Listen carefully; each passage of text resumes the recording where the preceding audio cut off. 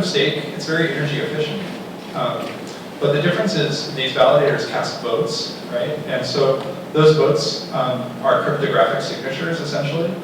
And those votes, if you were able to hack into a validator, could be tampered with. And that's how you might contribute to like a double spend attack, which is synonymous with like a 51% attack in Bitcoin. So proof of stake kind of trades security and operational expertise for raw hash power and raw electricity. So you can kind of think of those trade-offs. So as you delegate to a validator, you have to think about, is this validator secure? And are they actually acting in the best interests of the network? Because if validators become insecure and if they become corrupted, that could lead to loss of funds, it could lead to bad outcomes. No one wants to see a 51% attack that would drive the value of these networks to almost zero. Great. So a recent Binance report shows that $6.4 billion worth of cryptocurrency is being staked. Do you guys think that this number will continue to increase, and if so, why? Yeah, absolutely. There's tons and tons of proof-of-stake blockchains entering the space these days.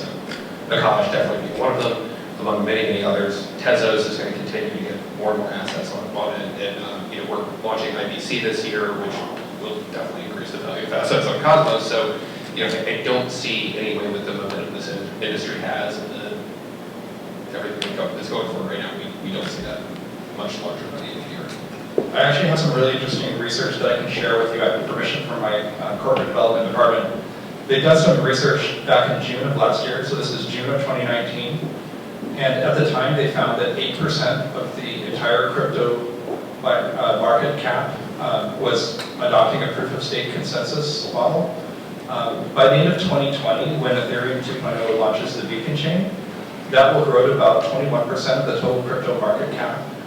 And what that implies, and this is June 2019 valuations, what that implies is about $1 billion in annual staking rewards, similar to mining rewards, but for proof of stake, right? So staking rewards spread across all validators in the ecosystem. And now if you think about the typical fee or commission that a validator charges when you delegate to them, it's about 10 to 20%. So what that implies is that there's about $100 to $200 million in annual fees or commission that these validators are going to essentially bring in as revenue.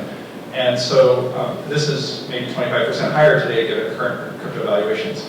So this is a pretty huge market. You can imagine why you know, proof of stake is going to slowly replace proof of work. It's just more energy efficient.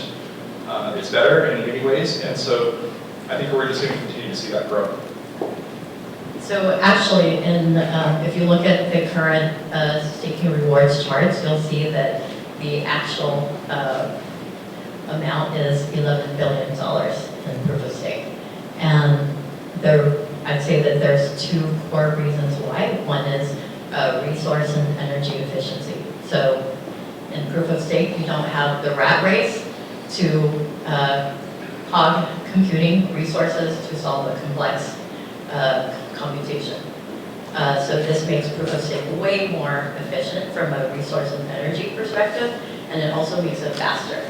So in a recent TEZOS blog, they stated that their energy efficiency was 66,000 times of Bitcoin. Second reason is decentralization. So you can see that Bitcoin and Ethereum, there's a move towards centralization, and it's because of mining pools. With proof of stake, the amount of staking rewards is proportional to the amount that you staked. So there isn't an economy of scale. I think another thing that we're starting to see is also the emergence of DeFi, and folks kind of looking for returns on top of these crypto investments that they have. And we're seeing that in the Ethereum ecosystem very vividly right now. Staking is kind of where that activity is happening outside of Ethereum, with the launch of platforms like Kava later this year, and some of the other DeFi staking platforms that are coming online. I think that trend is another thing that's driving that as well, just the search for returns. Yeah, and I think that's just going to keep increasing the average staking ratios for a lot of these layer ones, right? So there's three major factors in the growth of the ecosystem and the growth of valuation. Number one, the appreciation of the value of the asset itself. Number two, new market entrants, right, like the 2 or like any other POS network that comes live in 2020, 2021. And finally, the staking ratio, so what percentage of the network is actually actively staked. If that increases based on the value of the layer 1, obviously the value of staked is going to increase too. So all these 3 factors combined with all the incentives for these users to stake in the first place, we'll definitely see growth in the market. There is a risk of the distribution of those coins.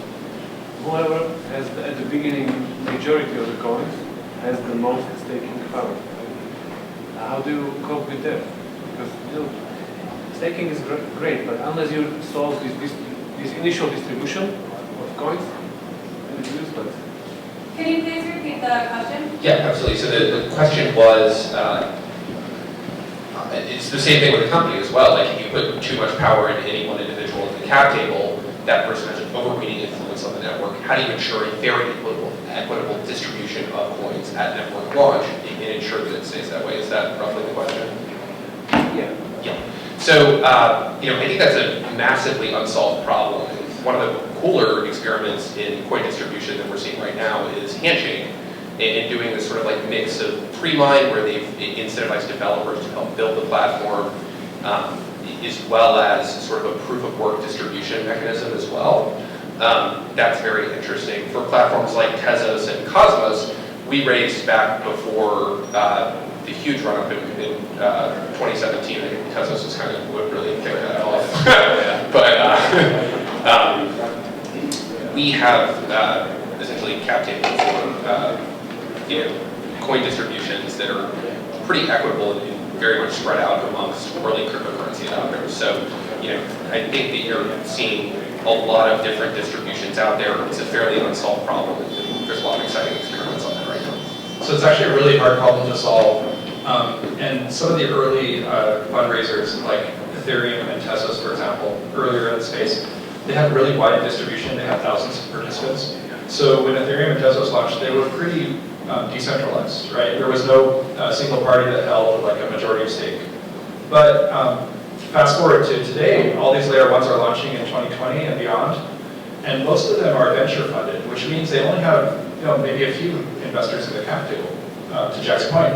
And so what they have to solve is like, how do we decentralize at launch? And the way many of them are doing this is with incentivized testnets. So Game of Stakes, which was a very successful incentivized testnet, props to Jack and the entire team at Cosmos for launching that, was a way of letting people run an incentivized testnet, so letting validators get experience with the platform. And at the end of the competition, people were given awards of atoms. So that essentially allowed Cosmos to have a decentralized launch with 100 validators in the validator set and the consensus set, and helped to decentralize so that